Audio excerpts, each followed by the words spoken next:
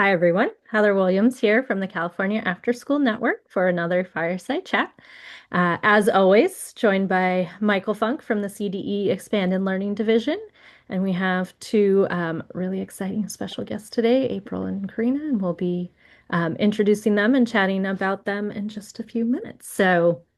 Um, it is that time of year. We are in January, January 13th, and so it's just a couple days after the governor has released his budget proposal for the upcoming fiscal year. So we do have a quick policy update, very quick. So we'll share that and then we'll get into our conversation with our special guests. So jumping right in, yeah, every year the governor has to release his proposed budget for the upcoming year by January 10th. So Friday morning, it was released out to the public. And so in past years, I know there's been a lot of different updates that have impacted expanded learning.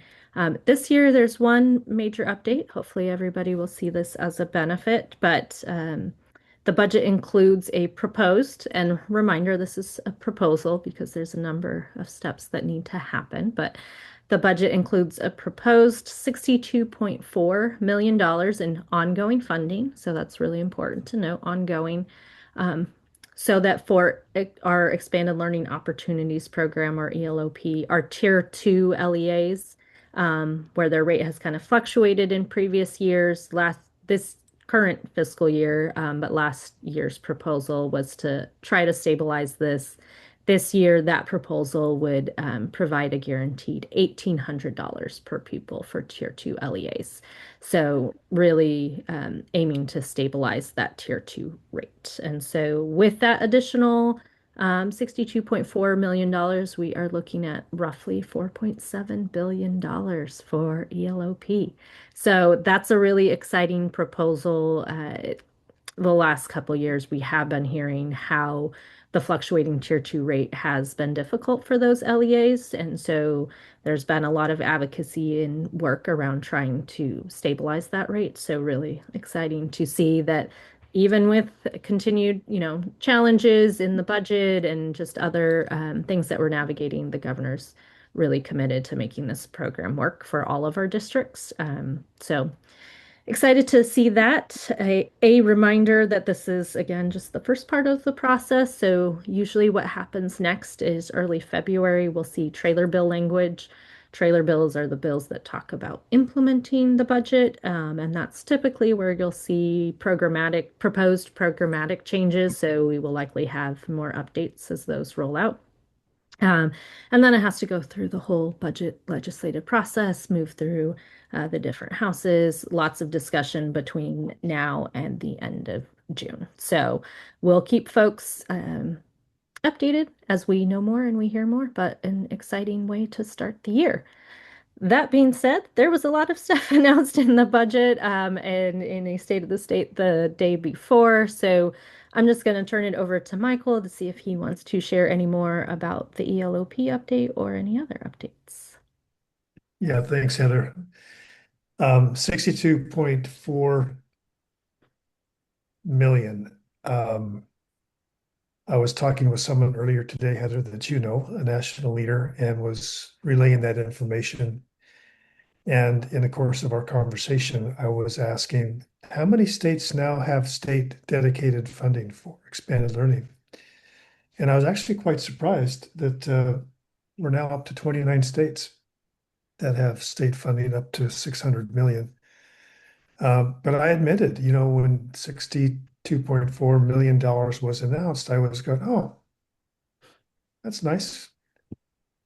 And for some states, they're just working so hard and to get 10, 15, $20 million. And we have abundance and we are blessed to have this type of resource and funding. It's something I would have never dreamed about in my career. I would have just never even considered it. So all the funding sources together, California is now at 5.7 billion, and that's a big story. It's not the biggest story because the biggest story in California is not the money, but it's the people. Our biggest treasure in California is not the $5.7 billion. It happens to be April and Corina, who are here with us today. And I'm so thankful. Um, they are two of five California Teachers of the Year. And every year there's a new five that are announced, but it's a rigorous process that goes through a lot of different levels and vetting, and it's not someone's just chosen. This is a rigorous process. And they came to the Department of Education to have a meeting and get some orientation and connect and build some community. And I got a call from our communications director, Liz, and she said, "Hey, there's a couple of these teachers who are really passionate about expanded learning. Can you come up here during this time?" And I had some conflict, and it didn't look like it was going to be possible. And I just decided, well, I'm just going to make it work. And so I made it up there and sat down with these two wonderful teachers and was nearly moved to tears as we shared from our hearts about the importance of this work and the importance. And I thought, okay, we're going to have them on for a fireside chat.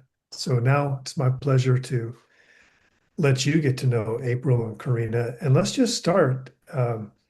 April, just tell us where you're from and where you're working and kind of your day job and what you do for expanded learning. And then we'll turn it to Corina for the same. And then I want to pivot to your why. Like, why is this important to you? So just the details first and then the why. Of course. Hi, my name is April Raguindin. I teach first grade in Bakersfield, California, but I'm also very lucky to run our expanded learning garden and kitchen program on our site. So we have a garden and a hydroponic farm, and the kids harvest from that garden and hydroponic farm, and then they cook what they grow. So it's really exciting. But yes, all day long I teach first grade, and then in the afternoon, expanded learning is my love. Thank you, April. My name's Corina Martinez. I currently teach kindergarten in Escondido, which is in San Diego County, at Pioneer Elementary. I have really taught all grades. I was in upper grades for about 10 years previous to this, so my ELOP experience is very broad. I really try to give my students agency and figure out what they want to learn, and then I just kind of figure out how to teach that thing. So this year I have done, in fifth grade, I did Lego robotics. So I brought that down to kinder. So we're doing a modified version of Lego robotics down here. I also taught like a combo class of math and music using ukuleles. So that was super fun. And now I'm just about to go into a season of coaching cheerleading. And that cheerleading will be 2 days a week, and then I'll do some outdoor sports and a little art. So my plate will be full, but it's all things that my kids want to be a part of. So teaching a full day is a full day.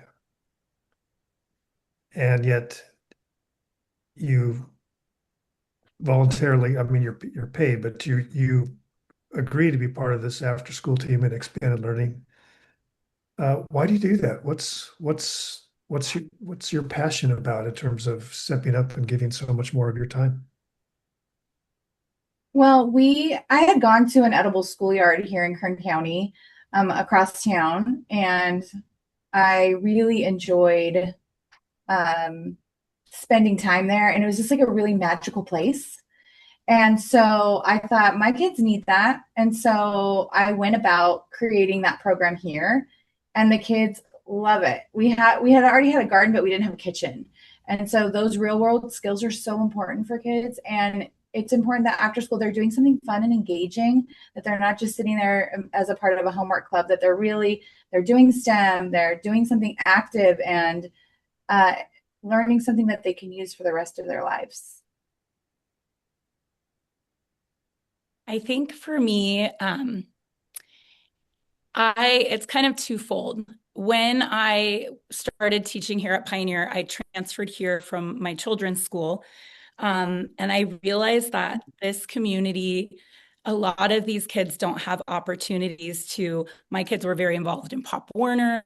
They don't really have those opportunities to sign up for Pop Warner football or cheerleading or soccer teams. The things that they're doing are with their family on the weekends or they're at school during recess. So when we started to offer those opportunities, I thought, oh my goodness, this is perfect because I can bring a little cheer to my kids. I can bring a little football to my kids. Whatever I'm coaching outside for kids who are paying money, I can do that here. So when that opportunity presented itself, to me, it was a no-brainer. Like, I need this for my kids. Um, Also, I grew up in this community and my family, we struggled. And I remember probably about second, third grade, I was going to dance classes with my neighbor. She would kind of bring me along, and I went and I was so excited and I knew all the moves and I was ready to go.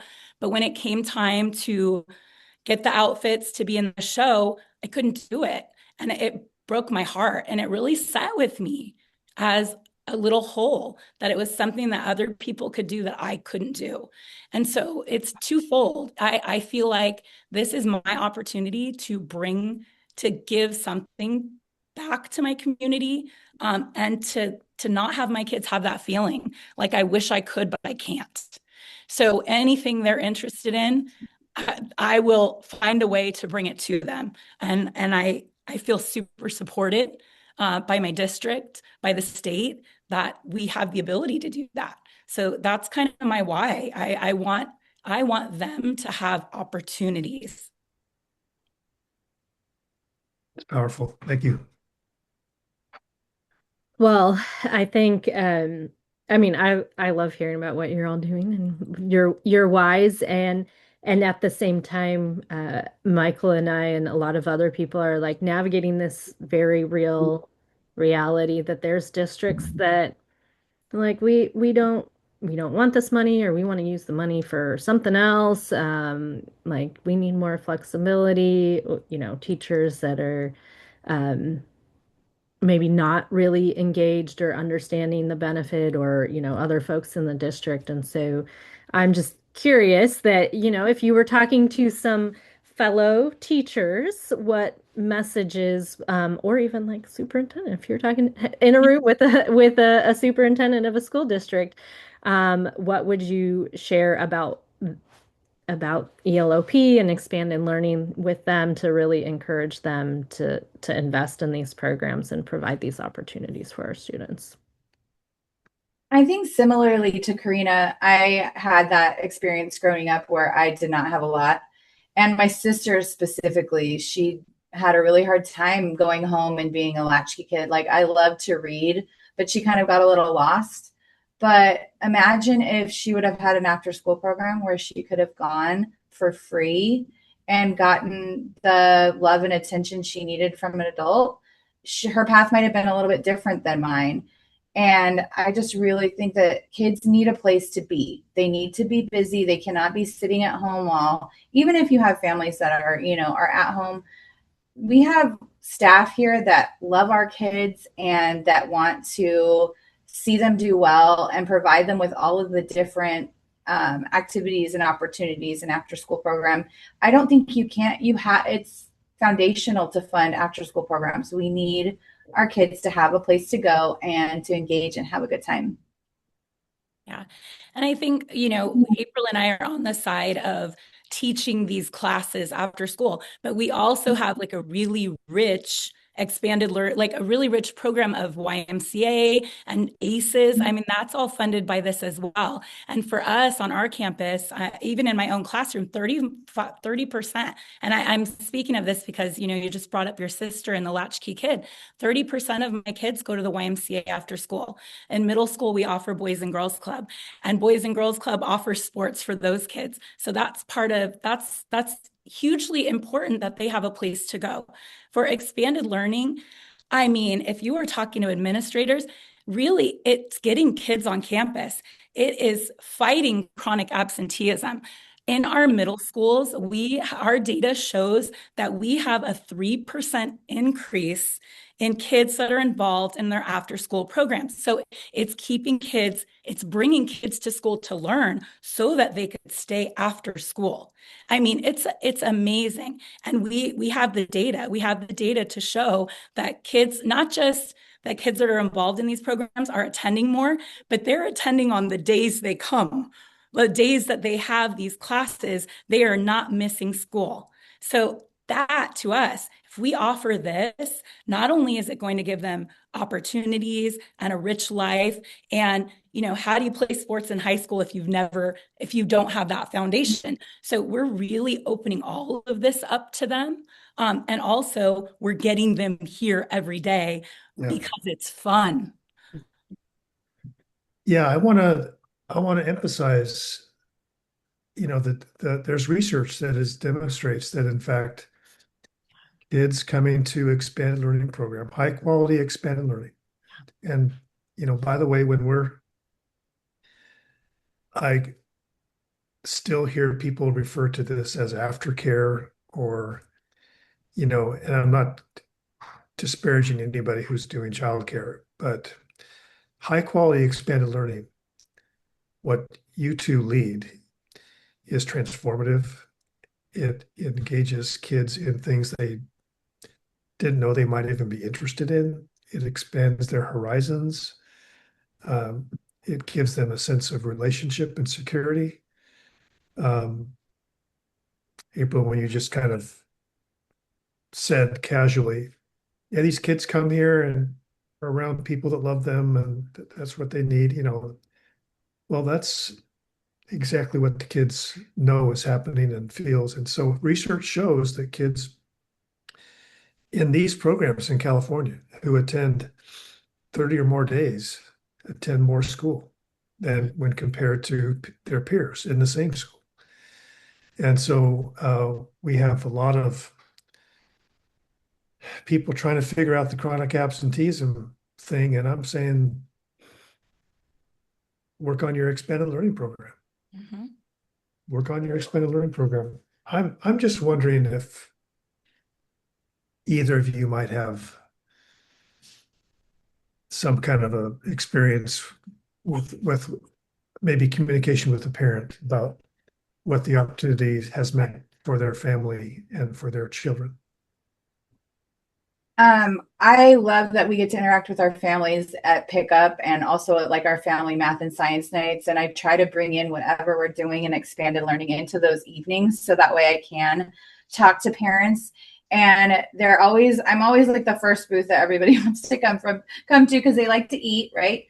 And I usually have something from the garden or kitchen that they get to sample, but they say that this program is transformative, that they bring the recipes home and they really enjoy being able to cook with their kids, or we are able to donate anything that we have extra and they can just pick it up at pickup for free. And the families really enjoy being able to be part of the program, and they see what we're doing through our Instagram. And I just had a parent message me today, well, what day is cooking this week? I don't want to take her out if cooking is on this day. So it's important for our families to come into the expanded learning as well. Like when we have what's called a lights on event, and we basically showcase all of the things that we've been doing. With theater kids do a theater program, and the garden kids show and that having the parents come in and talk to you.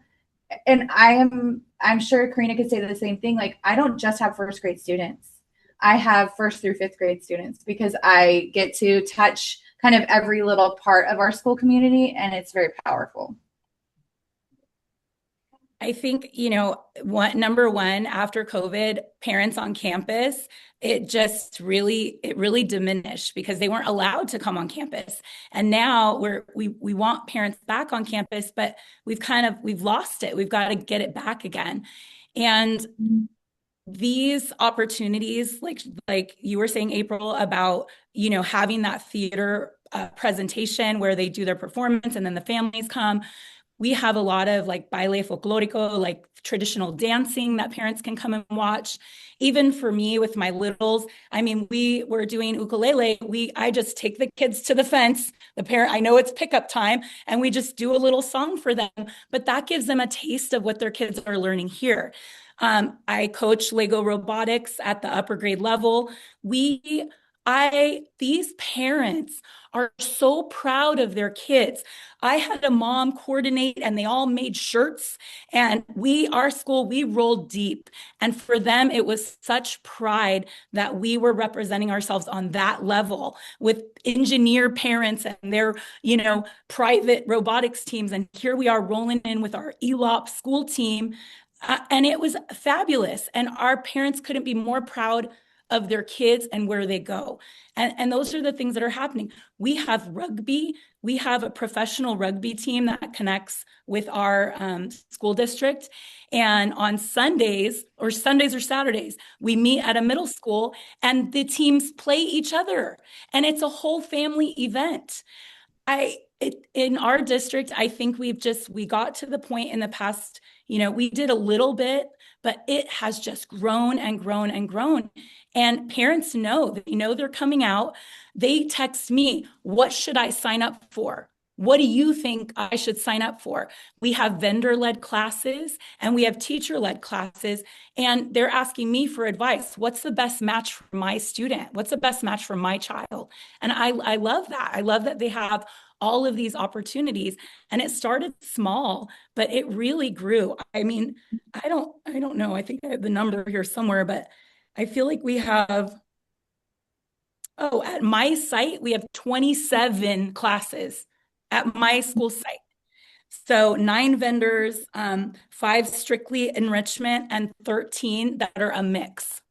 I mean, that's crazy. That's crazy. We have a lot. We have a lot. I've worked with after school program for a really long time through expanded learning.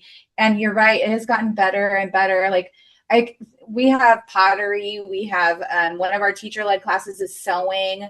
And then of course we have tons of sports, we have robotics. It's not the same as it used to be. And I'm so glad that the state has invested in the education of our children, because without those dollars, those programs don't run. Those vendors don't get hired. The teachers aren't able to stay after school because they aren't, paid for. So we have to keep funding these for our kids.